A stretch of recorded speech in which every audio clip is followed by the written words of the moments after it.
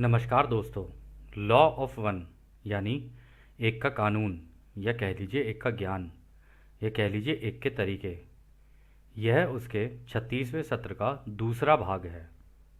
दोहराया जाता है कि इस किताब द्वारा दी गई सभी सूचनाएं और जानकारियां आप जान भी सकते हैं, मान भी सकते हैं, नज़रअंदाज भी कर सकते हैं और नकार भी सकते हैं, क्योंकि यह आपकी स्वतंत्र इच्छा या फ्री विल है, जो कि एक अनंत रचयिता द्वारा आपको दी गई है।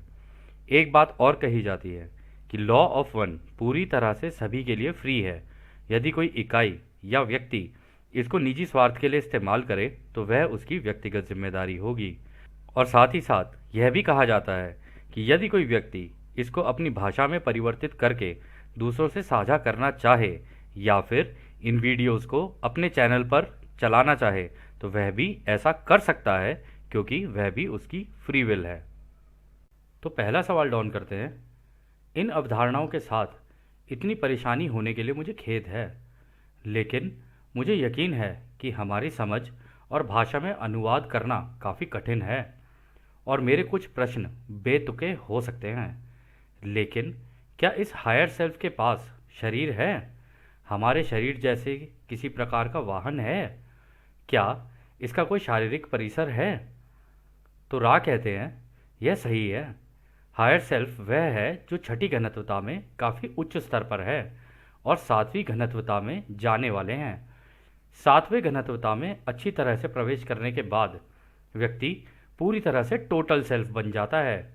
वहाँ वो आध्यात्मिक ज्ञान इकट्ठा करना शुरू कर देता है और अष्टक यानी ऑक्टेव की घनत्वता में पहुँचता है।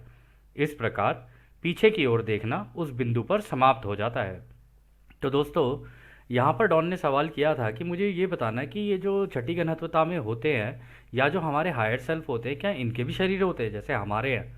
और उन्होंने ये भी कहा था कि हो सकता है कि जिस भाषा में हम लोग बात कर रहे हैं उसको ट्रांसलेट जिस तरीके से हम लोग कर रहे हैं, तो हो सकता है कि मेरे सवाल थोड़े से आप लोग को बेतुके भी लगे, लेकिन मैं फिर भी कोशिश करूँगा जो मेरे दिमाग में सवाल आ रहे हैं वो मैं आपसे पूछ लूँ। तो राउस का जवाब ये देते हैं, कहते हैं ये जो हायर सेल्फ है ना, ये छठी घनत्वता में तो होते हैं यानी सिक्स्थ डेंसिटी में होंगे, लेकिन उसके काफ़ी ज़्यादा हायर ऑक्टेव पे होंगे, जैसे सा रे गा मा पा दा नी सा। तो सा में पहुंचने से पहले ना उसके अंदर भी बहुत सारी घनत्वताएं होंगी। ठीक है। तो ऐसे करते करते करते करते उसके अंदर, क्योंकि इनका ज्ञान बहुत ज़्यादा हो जाता है ना, जिसका सिक्स्थ डेंसिटी में बहुत ज़्यादा ज्ञान हो जाए यानी संतुलन ज़्यादा आ जाए जिसके अंदर, वो फिर दूसरों का हायर सेल्फ बनता है। ठीक है। और उसके बाद वो टोटल सेल्फ बनता है। टोटल सेल्फ आपको याद होगा, हमने बताया था जब तक वो सूरज के अंदर है तब तक वो हायर सेल्फ है, और जब सूरज से निकल के यहाँ पे इस गैलेक्सी के सेंटर में यानी गैलेक्टिक सेंटर में आ गया ना, तब वो टोटल सेल्फ बन जाता है। यानी अब वो यहाँ से बैठ के पूरे ब्रह्मांड के अंदर क्या क्या गतिविधियाँ चल रही है ना, एक ही जगह टाइमलेस स्टेट के अंदर बैठ के देख सकता है। यानी कि वहाँ पे वक्त का कुछ नहीं है। यहाँ पे जितनी चीज़ें चल रही है ना, वो सारी एक ही वक्त पर घटित होंगी यहाँ सेंटर में, और यहीं से वो जितना चाहे उतना आध्यात्मिक ज्ञान बटोर सकता है। और इसी में वो फिर आगे भी ये कहते हैं कि वहाँ वो आध्यात्मिक ज्ञान इकट्ठा करना शुरू कर देता है, जो कि हमने अभी बोला। फिर वो कह रहे हैं फिर वो अष्टक ऑक्टेव की घनत्वता में पहुँचता है। यानी कि आपको याद होगा, वो हम लोगों ने वो याद किया था ना, वो कॉस्मिक एग, उसके सेंटर में जो वो है ब्लैक होल, वाइट होल, उसके बीच में जो पॉइंट ऑफ सिंगुलैरिटी है वहाँ पहुँच जाता है और वहाँ पूरी की तरह से अपने आप को डिसमेंटल कर देता है। और डिसमेंटल करने के बाद उन्होंने कहा है ना कि पीछे देखना उस बिंदु पर समाप्त हो जाता है। तो यानी वो जितने भी अनुभव होते हैं सारे ले चुका होता है। अब उसके अनुभव खत्म हो गए हैं। अब वो दूसरी साइड से व्हाइट होल से निकलेगा नया बनकर, और फिर दोबारा नए अनुभव लेने शुरू करेगा, क्योंकि वहाँ पर जो टोटल जो बन के निकलते हैं ना, वहाँ से जितने पिछले अनुभव इकट्ठे हुए होते हैं ना, फिर उनके अंदर और बेटर बेटर बेटर एक्सपेरिमेंट्स होने शुरू होते हैं और नए नए तरीके के ग्रह और नए नए तरीके के अनुभवों का जन्म होता है और नई नई तरीके की गैलेक्सीज का जन्म होता है। तो फिर अगला सवाल डॉन करते हैं, क्या प्रत्येक व्यक्ति का हायर सेल्फ छठी घनत्वता की प्रकृति का होता है? तो रा कहते हैं हाँ, यह सही है। यह खुद का खुद के प्रति कर्तव्य सम्मान होता है जब कोई छठी घनत्वता से सातवीं घनत्वता की ओर बढ़ता है। तो यानी एक बार जब कोई छठी घनत्वता में पहुंच गया ना, फिर उसे अपने ऊपर और ज़्यादा काम करना पड़ता है और अपने ऊपर जो वो काम कर रहा होता है ना, ठीक है, अपने ऊपर जो ज्ञान ले रहा होता है, अपने बारे में और समझ रहा होता है और ज्ञान ले रहा होता है, और साथ ही साथ अपने जो नीचे के ऑक्टेव हैं, यानी कि पांचवी घनत्वता, चौथी घनत्वता, तीसरी घनत्वता, उनको जो सपोर्ट दे रहा होता है, उनकी जो सेवा दे रहा होता है ना अपनी, उसको करते करते फिर वो सातवीं घनत्वता की ओर बढ़ता है, यानी कि इस गैलेक्टिक सेंटर की ओर बढ़ता है। फिर अगला सवाल डाउन करते हैं। मुझे ये निश्चित कर लेने दीजिए कि मैं यह समझ पाया हूँ। हमने कई लोगों के बारे में बात की है। उदाहरण के तौर पर पिछले सत्र में हमने जॉर्ज पैटन की बात की थी। जब जॉर्ज पैटन के जन्म करीब 40 वर्ष पहले हुआ था, तब उसका हायर सेल्फ छठी घनत्वता में था। क्या ये सही है? तो यहाँ पर उन्होंने, जो डॉन ने वही सवाल किया जो जॉर्ज पैटन, आपको याद होगा, वो जो आर्मी में मेजर था या जनरल था, उसके बारे में बात हो रही है। वो कह रहे क्या उनका हायर सेल्फ भी छठी घनत्वता का था क्या? तो रा कहते हैं यह सही है।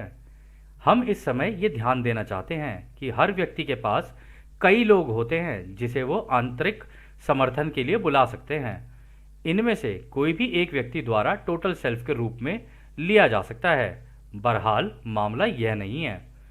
टोटल सेल्फ जो भी समझदारी में हो रहा होता है उसका अस्पष्ट संग्रह करता है, तथा हायर सेल्फ टोटल सेल्फ का हिस्सा या मैनिफेस्टेशन होता है, जो कि किसी भी व्यक्ति के पुनर्जन्म के चक्र में देह मुक्त यानी डिस्कार्नेट हिस्से के दौरान भी संवाद कर सकते हैं। और जब सही रास्ते या चैनल के द्वारा दिमाग की जड़ें खुल जाएं, तो वे जीवन के दौरान भी व्यक्ति के साथ संवाद कर सकते हैं, यानी कि हायर सेल्फ जिंदा रहते हुए और मरने के बाद भी व्यक्ति के साथ बातचीत करके उनके माध्यम उन्हें दे सकते हैं। तो दोस्तों ये बात भी बहुत बढ़िया बताई इन्होंने। इन्होंने कहा कि जो हमारा हायर सेल्फ होता है ना, वो हम हर जगह पे एक्चुअली वो है, प्रेजेंट है। यानी हम चौथी घनत्वता में भी, पांचवी में भी, छठी में भी, हम हर जगह पे प्रेजेंट है। तो ये हमारी मेडिटेशन के अंदर जब हम लोग कर रहे होते हैं ना, तो उन्हीं में से ही कोई हमें मतलब ज्ञान दे रहा होता है। और इधर से बाय द वे आप लोगों को ये बता दें, जब वो आप उनसे ज्ञान बटोर रहे होते हैं, बीच बीच में ऑराइन ग्रुप भी अपनी अपनी इन्फॉर्मेशन डालने की कोशिश करता है।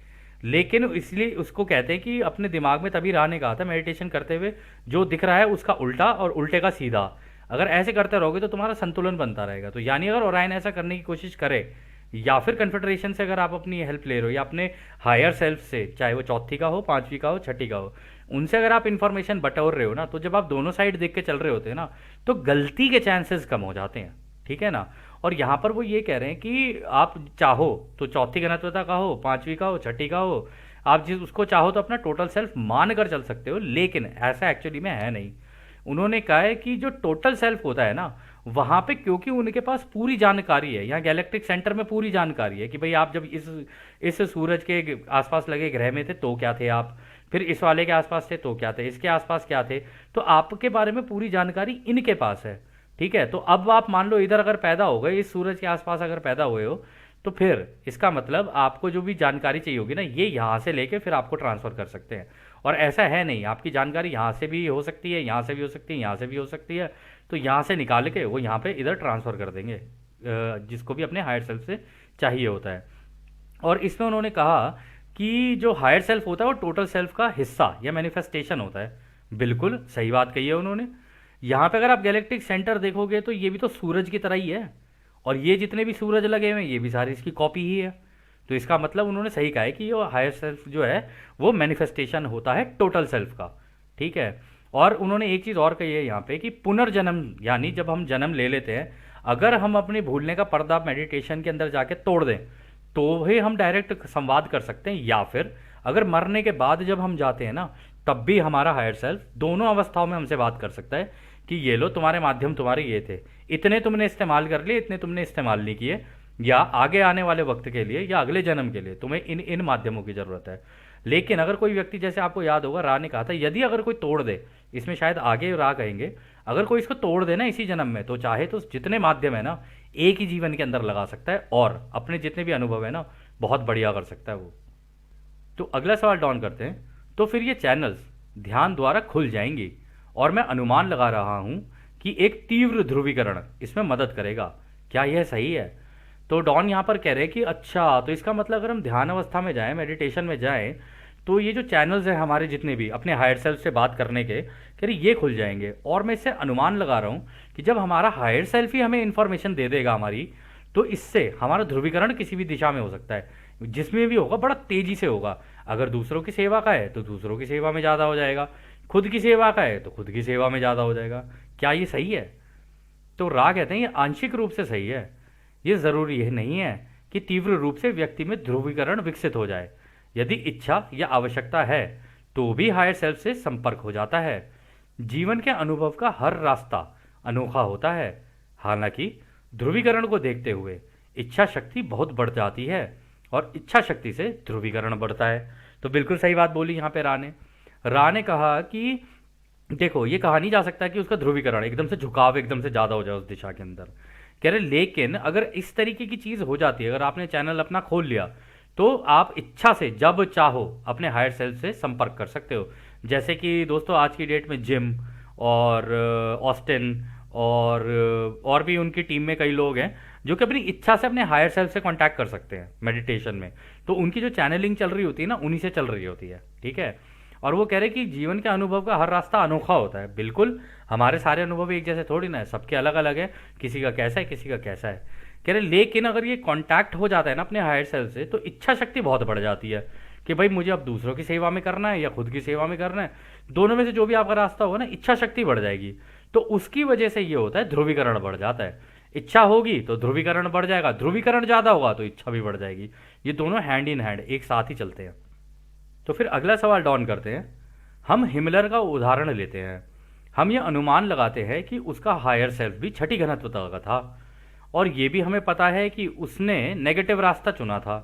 तो क्या उसका हायर सेल्फ छठी घनत्वता की नेगेटिव स्थिति में रहेगा? तो रा कहते हैं ऐसी कोई भी नेगेटिव व्यक्ति नहीं है जो हायर सेल्फ बन पाया हो, जो कि छठी घनत्वता के अंतिम पड़ाव में बैठे टोटल सेल्फ का सम्मान कर्तव्य है, जैसा कि आप समय को नापते हैं। नेगेटिव झुकाव वाले व्यक्ति को दिक्कत होती है जब वो ज्ञान वाले पांचवी घनत्वता के बाद जब एकता की छठी घनत्वता में आता है, क्योंकि वहां उन्हें रचयिता का शुद्ध ज्ञान मिलता है, जिसे उन्हें उतनी ही मात्रा में प्रेम के साथ संतुलित भी करना होता है। जब कोई व्यक्ति नेगेटिव झुकाव वाला होता है तो उसके लिए प्यार रोशनी को एकता में प्राप्त करना मुश्किल होता है और छठी घनत्वता के पहले पड़ाव में नेगेटिव झुकाव वाले समूह को अपना नेगेटिव झुकाव छोड़कर छठी घनत्वता पॉजिटिव को चुनना पड़ता है। तो दोस्तों नेगेटिव वाले चाहे कितनी भी कोशिश कर लें, वो एंड में जाके ना, क्योंकि जैसे ये फिफ्थ डेंसिटी होती है ना, जब ज्ञान की उनको मिलता है, रोशनी का पता चलता है कि सब कुछ रोशनी से बना है, जब वो ज्ञान की वो ले रहे होते हैं ना, तो उनको उसे प्रेम से करना होता है। लेकिन पीछे से तो प्रेम, खुद के प्रेम की वो जानकारी लेकर आए हैं ना, दूसरों से प्रेम की जानकारी तो उनको होती नहीं है। चलो ठीक है, तुम खुद के प्रेम के रास्ते पे चलते हुए पांचवी घनत्वता में पहुंच भी जाओ। अब वहां से जैसे तुम छठी में पहुंचोगे, वहां पे यूनिटी है, वहां पे तुम्हें दूसरों से प्रेम और रोशनी इन दोनों को संतुलित करना है। अब तुम संतुलित ही नहीं कर पाओगे क्योंकि तुम्हें तो प्रेम का ज्ञान ही नहीं है पीछे से। तो इस वजह से वो रास्ता छोड़कर अब इन्हें वहां जाके छठी घनत्वता में फिर प्रेम का ज्ञान भी लेना पड़ता है। यानी एक काम नहीं, दो दो काम पड़ गए। जो मतलब यहाँ पे ये सोच रहे थे कि हमें काम ना करना पड़े, और वहां जाके इतना काम हो जाता है कि बस पूछो ही मत। और कर लो, हैं काम वाली के पैसे लोगे तुम, और काम वाली के पैसे कम दे रहे थे ना, अब वहां जाके देखो कितना काम करना पड़ेगा। आए बड़े चल के नेगेटिव रास्ते वाले, अरे अभी भी कह रहे भाई सुधर जा सुधर जा। सुधरना क्या कि तेरी इच्छा है भाई, करना है तो कर ले, नहीं करना तो कोई बात नहीं, सब प्रभु की माया है। खैर आगे वो कहते हैं, इसलिए जो हायर सेल्फ इस तरह की सहायता के लिए तैयार सभी लोगों को अपनी समझ उपलब्ध कराता है, वह पॉजिटिव होता है। हालांकि हर व्यक्ति की स्वतंत्र इच्छा सबसे ऊपर होती है और जो भी सलाह हायर सेल्फ द्वारा दी जाती है उसे या तो पॉजिटिव या नेगेटिव ध्रुवीयता की तरह देखा जाता है, और यह हर व्यक्ति के चुनाव पर निर्भर करता है। तो रा ने कह ही दिया है कि भैया देखो आगे जाके तुम्हें दिक्कत तो आ सकती है, तुम चाहो तो हमारी सलाह ले सकते हो, लेकिन अब तुम्हारा झुकाव किस तरीके का है उसके हिसाब से तुम पॉजिटिव चाहो तो पॉजिटिव सोच लेना, नेगेटिव चाहो तो नेगेटिव सोच लेना, क्योंकि स्वतंत्रता की लॉ तो लगी हुई है, फ्री विल का लॉ लगा हुआ है। वो तो ये जितनी भी चीज़ें इनमें सबसे ऊपर तो फ्री विल है, और फ्री विल को तो नकारा नहीं जा सकता ना। तो इस केस में ऐसा हो जाता है। फिर अगला सवाल डॉन करते हैं। फिर उदाहरण के तौर पर हिमलर को लें तो क्या जब 1940 के दशक में उसका जन्म हुआ था तब उनका हायर सेल्फ छठी घनत्वता सकारात्मक का था? क्या ऐसा था? तो रा कहते हैं हाँ यह सही है। तो हिमलर का भी हायर सेल्फ था तो पॉजिटिव, लेकिन यहाँ पर तो चॉइसेस थी ना उसके पास, फ्री विल का उसने इस्तेमाल किया, हो गया नेगेटिव। फिर अगला सवाल डाउन करते हैं, क्या 1940 के दशक में जब हिमलर ने जन्म लिया था तब वो किसी भी तरह से अपने हायर सेल्फ के संपर्क में थे? तो रा कहते हैं हम आपको याद दिलाते हैं कि नकारात्मक मार्ग विभाजन का मार्ग है, यानी कि नेगेटिव जो पाथ है ना वो सेपरेशन का पाथ है। पहला विभाजन क्या है? वह है खुद से खुद का विभाजन।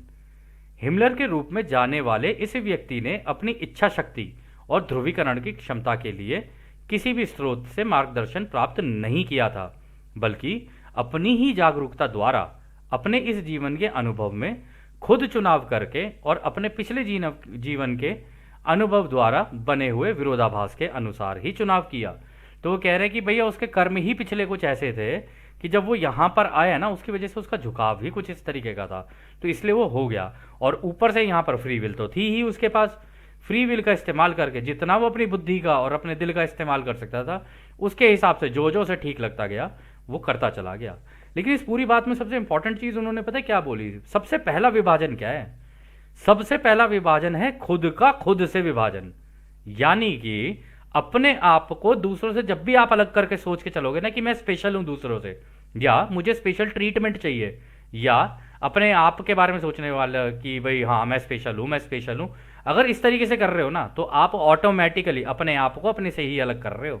यानी अगर आप सामने वाले से भी अपने आप को अलग कर रहे हो तो एक तरीके से आपने अपने आप को ही अपने से अलग कर लिया, और इस वजह से आप ना एक सपने की दुनिया में जी रहे हो तो कि मैं ही स्पेशल हूँ, मैं ही स्पेशल हूँ, कि मैं ही हूँ आज वो हीरोइन जो कि बस जी पूछो मत, आज लगा ली लिपस्टिक, आज लगा ली बिंदिया और उसके बाद रात को ना आ रही नींदिया। तो खैर आगे सवाल डाउन करते हैं।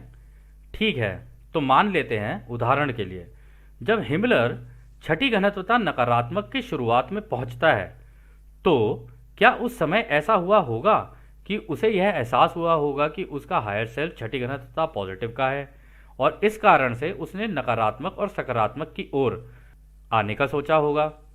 तो यहाँ पर डॉन कह रहे हैं कि अगर हम इसका उदाहरण लें और वो छठी घनत्वता में पहुंच जाए और वहां पर उसको मिले उसका हायर सेल्फ जो कि पॉजिटिव है, तो इस केस में वो उसके उसके साथ क्या होगा? मतलब क्योंकि नकारात्मक और सकारात्मक दोनों चीज़ों का तो बैलेंस है वहाँ पे, अब कैसे मतलब वो आगे क्या करने की सोचेगा फिर वो? तो रा कहते हैं ये गलत है।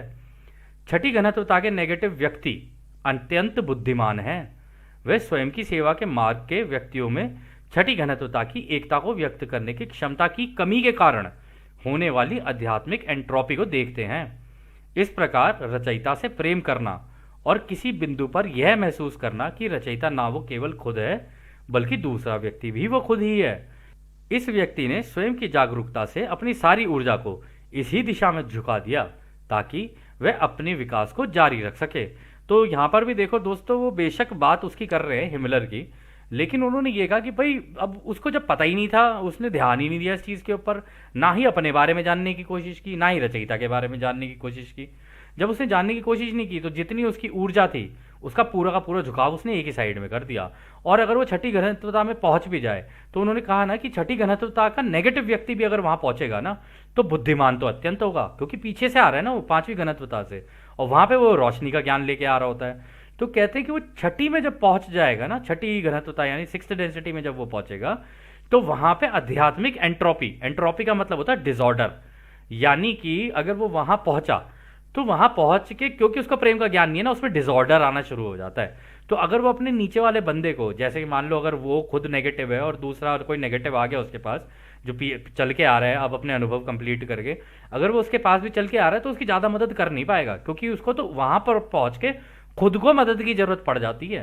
बेशक बुद्धिमान है लेकिन मदद की जरूरत तो उसको भी पड़ जाती है कि यार मैं करूं कैसे यहाँ पे बैलेंस, क्योंकि मेरे को तो प्रेम पता ही नहीं है होता क्या है, और दिल पे लगी होती थी गांठ, तो उसने सीख ही नहीं पाया, अब यहाँ पर दोबारा सीखना पड़ेगा उसको सारी चीज़ें। तो फिर अगला सवाल डाउन करते हैं। तब छठी घनत्वता वाले व्यक्ति जिनका झुकाव पॉजिटिव रूप में उस बिंदु पर पहुंच जाए तो शायद वह घुमक्कड़ यानी वॉन्डर बनना चुनते हैं और वापस आते हैं। मैं सोच रहा हूं कि क्या कभी छठी घनत्वता नेगेटिव व्यक्ति के साथ भी ऐसा होता है? क्या कोई वॉन्डरर या घुमक्कड़ के रूप में तीसरी घनत्वता में वापस आता है? तो डॉन पूछ रहे हैं भाई ऐसा तो हो सकता है कि छठी घनत्वता में पहुंच के कोई वॉन्डरर बन के यहाँ पर आ जाए। और क्या इस केस में नेगेटिव वाले भी ऐसे करते हैं कि वो भी वॉन्डरर बन के यहाँ पर आ जाएं?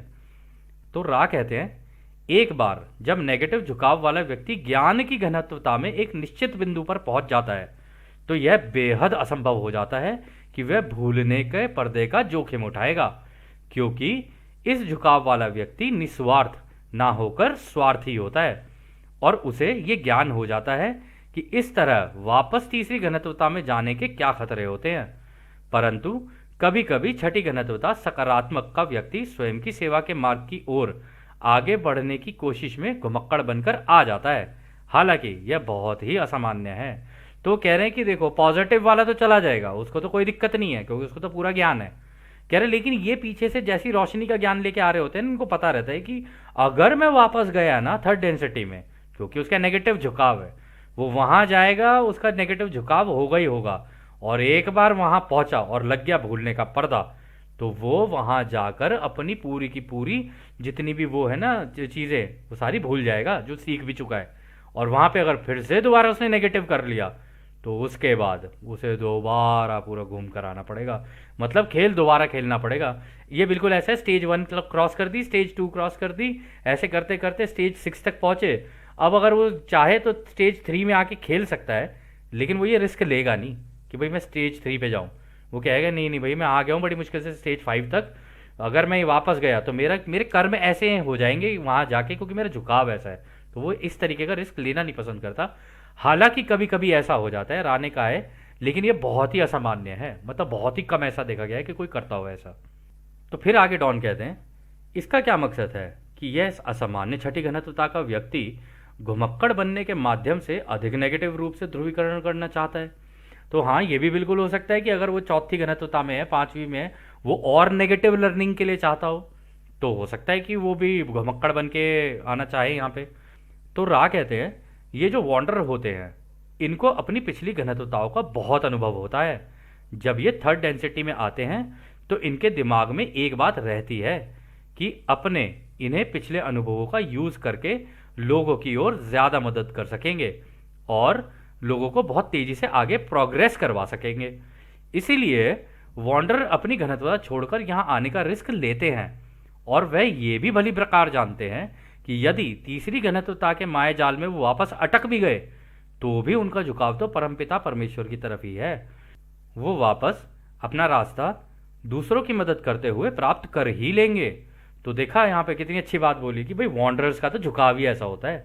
वो जब यहाँ पर आते हैं ना, वो अपने लिए नहीं आते, वो आते दूसरों के लिए, कि खुद की प्रोग्रेस तो चलो, क्योंकि यहाँ पर वो करेंगे जब ये सिखाएंगे, वो जब अपनी घनत्वता में वापस जाएंगे ना तो उनकी प्रोग्रेस और बहुत ज़्यादा आगे की हो चुकी होगी। लेकिन यहाँ पर दूसरों की प्रोग्रेस कराने के लिए आते हैं ना, तो वो इसलिए आते हैं क्योंकि उन्हें पता है कि यार एक ही है हमारा परमपिता परमेश्वर, एक ही हम सबका रचयिता है। तो वो ये रिस्क लेने के लिए आ जाते हैं, ये रिस्क लेके आते हैं क्योंकि झुकाव ही वैसा होता है। अब जब झुकाव वैसा होगा तो वो दूसरों की सेवा के रास्ते पर निकलेंगे, और जब वो दूसरों की सेवा के रास्ते पर निकलेंगे तो धीरे धीरे धीरे धीरे उनका वही झुकाव दोबारा वापस हो जाता है और वो अपनी घनत्वता में वापस चले जाते हैं। लेकिन हाँ, वो ही हैं जो इस रिस्क को ले सकते हैं क्योंकि उनका झुकाव पहले से ही इसी तरीके का है। फिर वो आगे कहते हैं, और यदि ये वॉन्डर किसी तरह अपने भूलने के पर्दे को हटाने में कामयाब हो गए तो थर्ड डेंसिटी में जाकर फिर ये अपने कैटलिस्ट यानी माध्यमों का इतना अच्छे से इस्तेमाल करते हैं कि लोगों की मदद करने के साथ साथ खुद भी अपनी आगे की घनत्वताओं में आगे बढ़ने की गति को काफी तेज कर पाते हैं। इससे ये और भी तेजी से आगे की घनत्वता में प्रवेश कर जाते हैं। तो इसका मतलब ये भी हो सकता है दोस्तों कि कोई छठी घनत्वता का वॉन्डर यहाँ आ जाए और अपनी प्रोग्रेस यहाँ पे इतनी तेजी से कर लेगी वो छठी में भी ना पहुंचे, वो सीधा ही तोड़ ताड़ के सीधा 7th में निकल जाए, कुछ भी पॉसिबल है। या फिर 6th के भी और ज़्यादा हायर ऑक्टेव पे निकल जाए और हो सकता है कल को किसी का हायर सेल्फ बन जाए। बहुत सारी पॉसिबिलिटीज़ है, एंडलेस पॉसिबिलिटीज़ है। और अगर उसने यहाँ पे अपनी वेल ऑफ फॉरगेटिंग तोड़ दी और से ये पता चल गया कि भाई ये मेरे माध्यम है, ये मेरे कैटलिस्ट है, ऐसे ऐसे मुझे एक्शन लेना है, अगर उसे ये सारी चीज़ें पता चल गई ना तो वो बिल्कुल ध्यान से एक एक एक्शन लेता चला जाएगा और उससे दूसरों की मदद करता चला जाएगा, दूसरों को आगे निकालेगा तो उसकी खुद की प्रोग्रेस भी हो जाएगी। फिर वो आगे कहते हैं, इसी तरह जो नेगेटिव पोलराइज बीइंग होता है वो थर्ड डेंसिटी में आ तो जाता है पर एक्टिवली आगे खुद को रखकर कार्य नहीं करता है। वो तो बस नकारात्मक सोच रखने वालों को बताता है कि यह कैसे करना है और वह कैसे करना है, बस इंस्ट्रक्शंस देता है।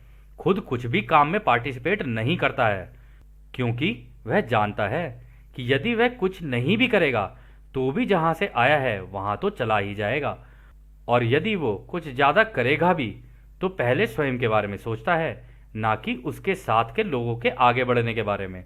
तो दोस्तों, नेगेटिव वालों की तो प्रॉब्लम ही यही है, वो उनको पहले अपना ही सोचते हैं। आपने आपने कई लोगों का बिहेवियर ऐसे देखा होगा, उसको लिए तो कर दिया, मेरे लिए तो किया नहीं, है ना, मेरे को तो मिला नहीं, मेरे को ये नहीं मिला, मेरे को वो नहीं मिला।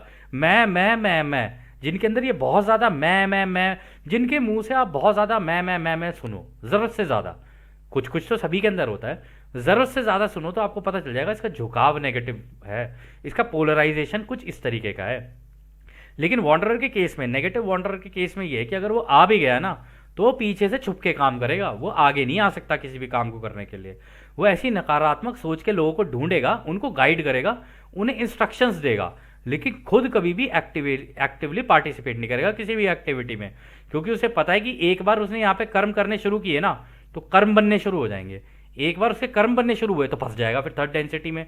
इस वजह से वो ये करना पसंद नहीं करता, और अगर वो कुछ करेगा भी ना सबसे पहले अपने बारे में ही सोचेगा, दूसरे जाए तेल लेने के लिए, ये आगे बढ़े या ना बढ़े इससे मुझे कोई मतलब नहीं है, पहले मैं अपना देख लूँ कि भाई मेरा मैं बढ़ूंगा या नहीं बढ़ूंगा। तो उसकी सोच कुछ इस तरीके की होती है। तो खैर, अगला सवाल डॉन करते हैं, क्या आप हमारे इतिहास में छठी घनत्वता के नेगेटिव झुकाव वाले घुमक्कड़ का उदाहरण दे सकते हैं? रा कहते हैं, यह जानकारी हानिकारक हो सकती है, हम इसे रोकते हैं। कृपया अपने बारे में व्यक्तियों को रचयिता के हिस्से के रूप में देखने का प्रयास करें, हम और नहीं समझा सकते। तो वो ये कह रहे हैं कि भैया छोड़ दो ये नेगेटिव वाला, अगर हमने बता दिया पिछला कोई तुम्हें तो फिर तुम कहोगे कि भाई इसका वंशज कौन है, इसका वंशज कौन है, उसका वंशज कौन है, फिर तुम ये ढूंढने के लिए बैठ जाओगे, क्योंकि तुम्हारे पास तो टाइम ही टाइम है, तुम तो यही काम में लगे रहते हो कि भाई इसका वंशज कौन है, कौन कहाँ से आया, कौन कहाँ से, कौन क्या, इन्हीं चक्करों में लगे रहते हो। कह रहे इससे बेहतर तो ये है कि तुम ये सोच लो कि भाई सारे ही रचयिता के हिस्से हैं, ठीक है। ऐसे दुनिया को देखने लग जाओगे तो तुम्हारी कम से कम प्रोग्रेस तो हो पाएगी। तो इसलिए उन लोगों ने, क्योंकि ये आज़ादी का उल्लंघन था एक तरीके से, या आगे आने वाले टाइम के लिए हानिकारक हो सकती है, इसलिए उन्होंने बताई नहीं। फिर अगला सवाल डॉन करते हैं, धन्यवाद, मैं सोच रहा था कि जिस तरह से हमने रा के साथ संपर्क किया है, ऐसा करके हम शायद अपने भूलने की प्रक्रिया को भेद सकते हैं, क्या ये सही है? तो रा कहते हैं, हाँ ये बिल्कुल सही है।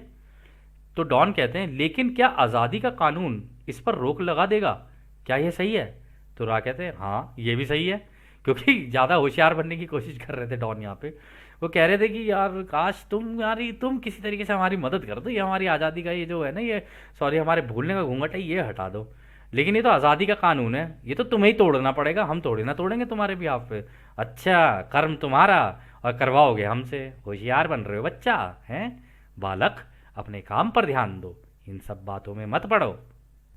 फिर अगला सवाल डॉन करते हैं, मैं भी यही सोच रहा था कि इस प्रकार के कार्य के लिए कम से कम 3 लोगों का होना तो आवश्यक ही है, क्या यह सही है?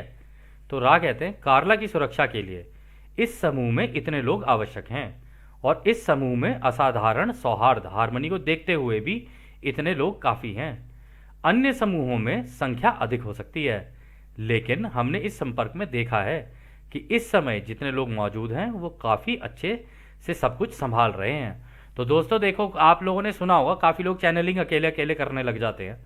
अब आप अकेले चैनलिंग कर तो लोगे, लेकिन चैनलिंग के टाइम पे बहुत सारी चीज़ों का ध्यान रखना होता है, और अगर आपके साथ कोई सपोर्ट और कोई सहायता में नहीं है ना, तो फिर चैनलिंग करने का कोई फ़ायदा नहीं है, आपके ऊपर साइकिक अटैक्स हो जाएंगे, ठीक है। और आपको पता भी नहीं चलेगा कि आप जो इन्फॉर्मेशन चैनल कर रहे हो आप किससे कर रहे हो, आप कन्फेडरेशन से कर रहे हो, ओरायन से कर रहे हो, किससे कर रहे हो, आपको पता ही नहीं चलेगा, ठीक है ना। और ना ही आपको कोई बताने वाला, क्योंकि आप पूछोगे ही नहीं, आप चेक ही नहीं करोगे, क्योंकि साइड में जब कोई सवाल करता ही नहीं है और आप अपने मन से सवाल करे चले जा रहे हो। पहली बात तो चैनलर जो होता है ना, वो खुद अपने मन से सवाल नहीं पूछ सकता कि भाई ये मेरे सवाल है, वो तो बस सुनता है उस चीज़ को, फिर उस चैनलर के मुंह से जवाब आते हैं बस। चैनलर सवाल नहीं करता है, सवाल करता हमेशा कोई और होता है। तो फिर अगला सवाल डॉन करते हैं, मैं हायर सेल्फ के बारे में एक जगह पर थोड़ा अस्पष्ट हूँ, मैं यह अनुमान लगा रहा हूँ कि हम सभी का अलग अलग हायर सेल्फ है जो कि छठी घनत्वता के पॉजिटिव स्तर पर है, क्या यह सही है? इस कमरे में हम यानी कि तीनों का अलग अलग हायर सेल्फ है?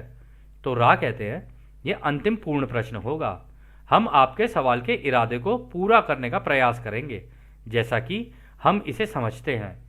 कृपया कोई और जानकारी चाहो तो पूछ सकते हो। सबसे पहले यह सही है कि आप में से हर एक के पास एक हायर सेल्फ है, जैसा कि आप इसे कह सकते हैं। हालांकि आप तीनों के बीच सद्भाव हार्मनी से मिलके कार्य करने के कारण यह देखा गया है कि आप तीनों के हायर सेल्फ के बीच भी वैसी ही सामंजस्यपूर्ण या हार्मोनियस व्यवहार देखा जा सकता है। अर्थात प्रत्येक समूह में एक प्रकार का हायर सेल्फ होता है जिसे शब्दों में समझाना कठिन है। इस समूह में ऐसे दो समूह के टोटल सेल्फ हैं जो इस समय आपके हायर सेल्फ के साथ मिलकर काम कर रहे हैं। तो दोस्तों वो ये कह रहे हैं कि जो तुम्हारे हायर सेल्फ है ना, वो ना आपस में उनकी बड़ी तुम्हारी क्योंकि अच्छी दोस्ती है, तुम्हारे बीच में प्रेम प्यार और सद्भावना है, तो इस वजह से उनकी बहुत अच्छी आपस में जेलिंग हो गई है। वो तीनों एक बनकर काम कर रहे हैं। लेकिन उन्होंने यहाँ पर यह भी कहा है कि तुम्हारे यहाँ पर ना इस वक्त तुम्हारे हायर सेल्फ को जो इंफॉर्मेशन मिल रही है ना, वो दो अलग अलग टोटल सेल्फ दे रहे हैं।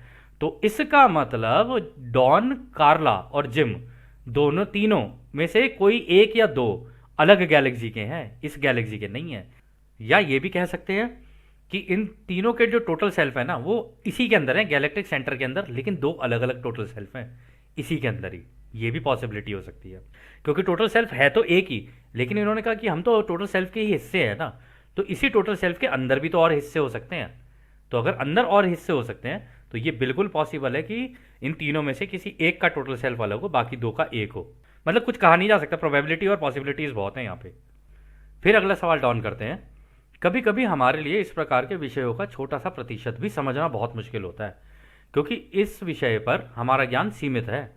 मुझे लगता है कि थोड़ा सा ध्यान हमें आज के संपर्क के विषयों पर प्रश्न के तैयार करने में मदद करेगा। तो रा कहते हैं, क्या हमारे कार्ला के शरीर को छोड़ने से पहले आपका कोई और छोटा प्रश्न है?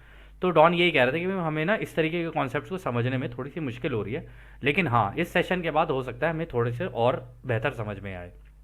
तो खैर आखिरी सवाल डाउन करते हैं। मैं केवल एक बहुत छोटा सा प्रश्न पूछूंगा जिसका उत्तर आप शायद इस संपर्क के समाप्त होने से पहले नहीं दे पाएंगे।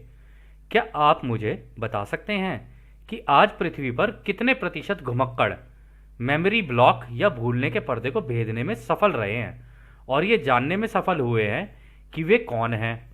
और अंत में बताइए कि क्या ऐसा कुछ है जो हम कार्ला को और अधिक आरामदायक बनाने या संपर्क में सुधार लाने के लिए कर सकते हैं? तो रा कहते हैं, हम उन लोगों के प्रतिशत का अनुमान लगा सकते हैं जिन्होंने इस घूंघट को अपनी बुद्धिमानी से भेद लिया है। यह 8.5 और 9 और 3/4% के बीच है। तो वो ये कह रहे हैं कि जो टोटल हमारी पूरी जनसंख्या है ना, उसका पहले 8.5% निकाल लो, फिर जो बच जाए उसका 9% निकाल लो, फिर जो बच जाए उसका 3/4% निकाल लो। उन सब का जब तुम सम करोगे ना तब जाके तुम्हें वो नंबर मिलेगा, क्योंकि किसने कितनी भेदी है ना उसके हिसाब से उन्होंने 8.5, 9% और 3/4% कर रखा है इसको। ठीक है, अलग अलग उन लोगों का एक बड़ा प्रतिशत समूह है जिनके पास काफ़ी अच्छी तरह से अपने आप की जानकारी है कि वे कहाँ यहाँ के नहीं हैं, या हम कहेंगे वे इस पागलपन से अलग हैं। ये बचे हुए 50% से थोड़ा सा अधिक है। उनमें से लगभग 1/3 जानते हैं कि वे बाकियों से कुछ अलग हैं। तो आप देखकर कह सकते हैं कि एक घुमक्कड़ होने के ज्ञान को जगाने की कई ग्रेड हैं। हमें आशा है कि ऐसे समूहों को देखते हुए ये आपको समझ आ जाएगा। तो वो कह रहे हैं, ये देखो परसेंटेज में हम तुम्हें बता दें कि टोटल अगर तुम देखोगे ना, इनकी टोटल परसेंटेज देखोगे तो जितनी उन्होंने बताई कि 8.5%, फिर 9 जो बच जाए उसका 9%, फिर जो बच जाए उसका 3/4%। अगर तुम इसे कैलकुलेट करोगे ना तो तुम्हें वो नंबर मिल जाएगा, लेकिन उसका भी 50% से थोड़ा सा एक्स्ट्रा होगा। जो नंबर तुम्हारे पास आएगा उसका हल्का सा एक्स्ट्रा है जिन लोगों को पता है कि वो इस धरती पे आके खुद को ये जान चुके हैं कि यार मैं यहाँ का नहीं हूँ, ये तो पागलपन चल रहा है, ये तो इस दुनिया के अंदर ये सारे पागल हैं जो एक ही दिशा में भागे जा रहे हैं। कह रहे इसलिए वो अपनी थोड़े वो घुमक्कड़ी हैं, वो वॉन्डरर ही होते हैं जिनकी सोच इस तरीके की होती है, जो एक्चुअली में ये जानते हैं कि नहीं क्रिएटर तो कोई एक ही है, अंदर ही उनके बचपन से ही होता है ऐसा। ठीक है, और ये सारी जनता ना उन्हें ऐसा लगता है जैसे पागल है, ये एक जैसे पागल खाने के अंदर है वो, उनको ऐसा लगने लगता है कि क्या है एक ही जैसी चीज़ सारे करे चले जा रहे हैं, आपस में लड़ रहे हैं। जबकि इसकी कोई ज़रूरत भी नहीं है। अननेसेसरली किसी ना किसी चीज़ के ऊपर लड़े जा रहे हैं, कुछ ना। तो उनका स्वभाव ही कुछ इस तरीके का है। और इसमें भी अलग अलग ग्रेड के होते हैं। कोई 6th डेंसिटी से आ रहा है, कोई 5th से आ रहा है, कोई 4th से आ रहा है। तो अलग अलग ग्रेड के भी आ रखे हैं। तो वो ये कह रहे हैं कि लेकिन तुम्हें पता चल जाएगा अगर तुम इस तरीके के लोगों को देखोगे ना, तो उनके बिहेवियर से तुमको पता चल जाएगा कि हाँ ये वॉन्डरर है। इनको ये नॉर्मल जनता वाला हिसाब किताब समझ आता नहीं है। वो इसलिए क्योंकि वो इनके साथ हंस खेल भी लेंगे, मस्ती भी कर लेंगे, लेकिन उन्हें पता है कि यार अंत में ये घूम फिर के फिर दोबारा विभाजन में घुसेंगे। इन्हें विभाजन ही पसंद है। और जबकि इनको यूनिटी पसंद होती है, क्योंकि इन्हें पता होता है अंदर से कि क्रिएटर एक है, क्रिएटर की यूनिटी से प्यार होता है इन्हें, इसलिए सबसे प्यार होता है। ये कभी भी दुनिया को अलग देख के नहीं चलते। तो जब भी वो किसी भी तरीके का विभाजन होता हुआ देख रहे होते हैं ना, तो उनको अंदर से बुरा लगने लग जाता है और वो टोटल यूनिटी की बात करना शुरू कर देते हैं। तो खैर दोस्तों, यह सत्र भी अब यहीं समाप्त होता है। और जैसा कि राह हमेशा कहते हैं, अब हम आपको उस एक अनंत रचयिता के प्रेम, उसकी रोशनी, उसकी शक्ति और उसकी शांति में छोड़कर चलते हैं। आदने हमारे दोस्तों, आदने वासु। धन्यवाद।